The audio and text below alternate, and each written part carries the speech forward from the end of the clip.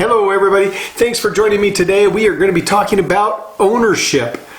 Ownership of your stuff. The stuff that you have that's holding you back from living a remarkable life.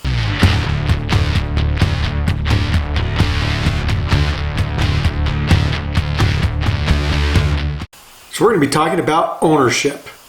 So when I was young, my dad used to have this rule that if we owned up to whatever we did, good or bad, especially if it was bad, if we owned up to it, the punishment would not be as bad or as dramatic. But if we didn't own up to it and he found out that we did something and we hadn't owned up to it, or he came and he asked us and we said, what, not me. But then he would find out later, oh, the punishment was even worse. So he had this rule that you should own up to your stuff. And if you own up to your stuff, then you're still going to get punished, but not as severely. If we didn't own up to it, we'd get punished even more. So we'd have to stay in our room an extra day or two. You know, I don't remember now what the punishment was, but we had that rule and we always lived by it. For as long as I can remember, we lived by it. In fact, that kind of carried over into my adult life. So today, I own up to my stuff. Ownership is like the pivotal moment when it comes to change. It's that pivotal point that empowers you to change. So it's important to own up to your stuff, because in that moment, as soon as you do, it gives you this empowerment, this ability then to make some changes because you own it. Now you own it, you can do something. You know, I like cars. I like to look at cars. I like to own cars. I like to drive cars. I drive down the road and I see an exotic car and my eye catches it, or an older car, a classic car. I just love cars and trucks. I love to drive nice cars and trucks. I've had some in my past, like in high school. I had a 1969 Ford Torino 2-door with the vinyl top, black and red, with mag wheels on it, 350 in it. Oh, I love that car. It was a nice car. So I just love cars. I like going to car shows where they put classic cars on display, new cars on display. It doesn't matter what year to me. I like to look at cars, and I like to go to car shows. And when I'm at a car show and I'm looking at cars that other people have built, number one is I always admire their creativity and their handiwork. So it doesn't matter what it is. In my estimation, I may not like it. I may not think, oh, I would never do that to a car. But I'll still admire their creativity and their handiwork and what they've done with the car to that point.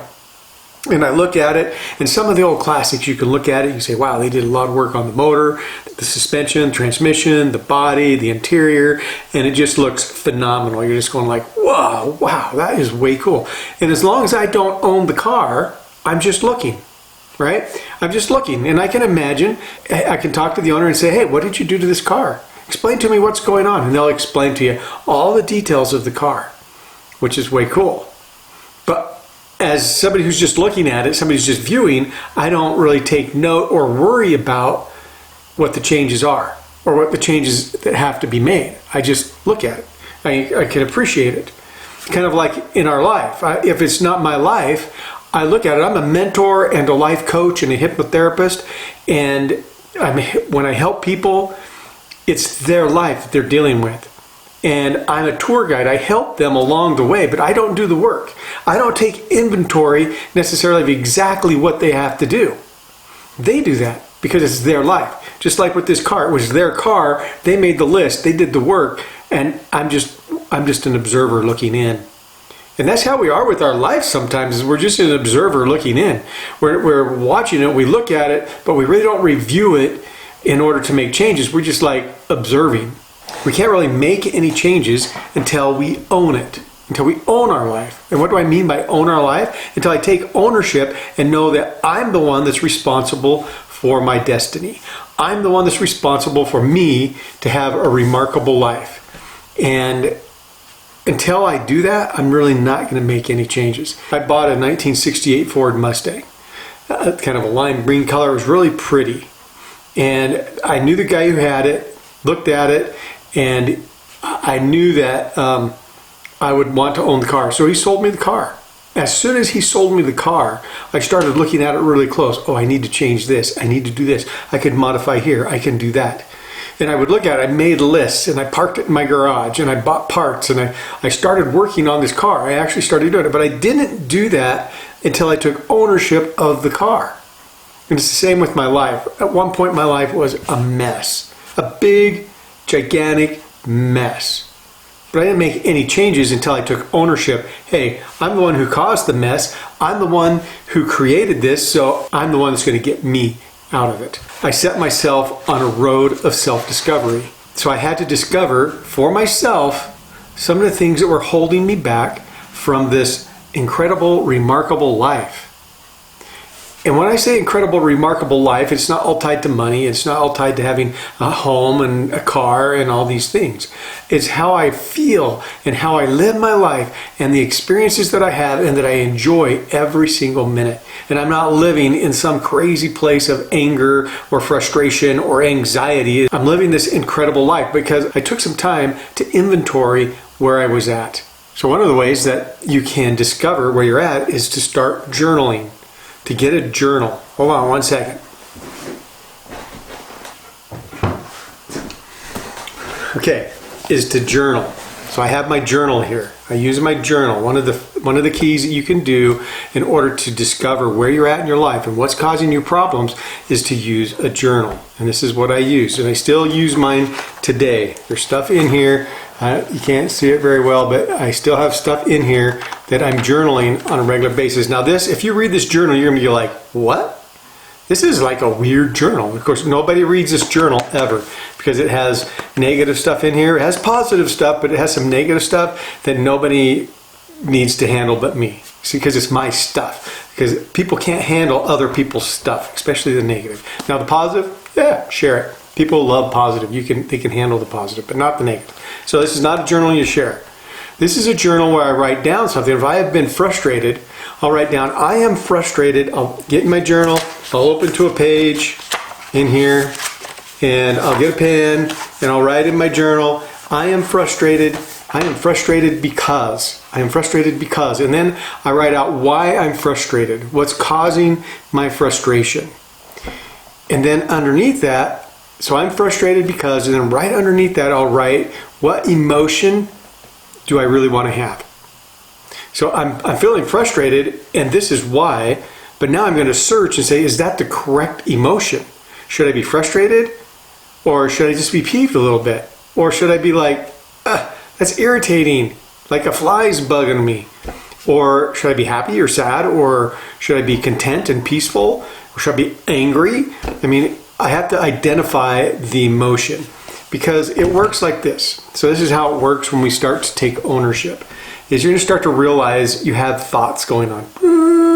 All day long we have thoughts going on. Boom, boom, boom, boom, boom, in and out of our head. Every once in a while we grab one and we hold on to it. As soon as we hold on to it, we start to apply some type of emotion to it because emotion is our fuel. It's our energy that pushes us to action. So we have our emotion, comes in, mixes with everything, and then it moves us to action, and our action gives us the result. And so we're trying to capture that. So we're looking at the results. So in the journal, I'm feeling frustrated because. Feeling frustrated because blah, blah, blah, blah, blah. And then right underneath, I put, but this is the true emotion. I thought I was frustrated, but nope, I was actually hurt. I wasn't frustrated, I was hurt. Right under that, I put the outcome.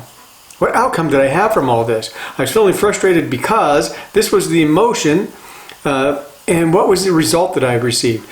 Well, if it's an interaction with somebody, maybe the result wasn't all that positive. Sometimes I'd be driving down the road and I would be frustrated because of a driver, and so I'd tell them they were number one in my life. I would just, you're number one, and it'd be gone. And it'd take me a few minutes to settle down, and that wasn't the result that I wanted. Especially when I'm driving, I want to have some good positive results, right? I want to be kind of pleasant when I'm driving around and where I'm going, especially if I have an appointment or whatever. And so I looked at that and said, man, my results suck. They're terrible. What result do I want? I want to be pleasant. Okay, I was frustrated because somebody pulled out in front of me. The emotion that I want to have is I want to be pleasant. And so I'm going to down there and say, okay, now the result's going to be pleasant with the emotion. Now I have this documented, so I'm starting to discover my own behaviors, my own patterns, my own emotions. See, we live in a land of emotions. We're emotional beings, and I'm either happy or I'm something else. But wherever I live the most in my emotions, if I live in the world of happy the most, then my outlook on life is going to be happy. That's how it works. And so you have to get control of, you have to know exactly where you're at. And you do that by using one of these little journals here.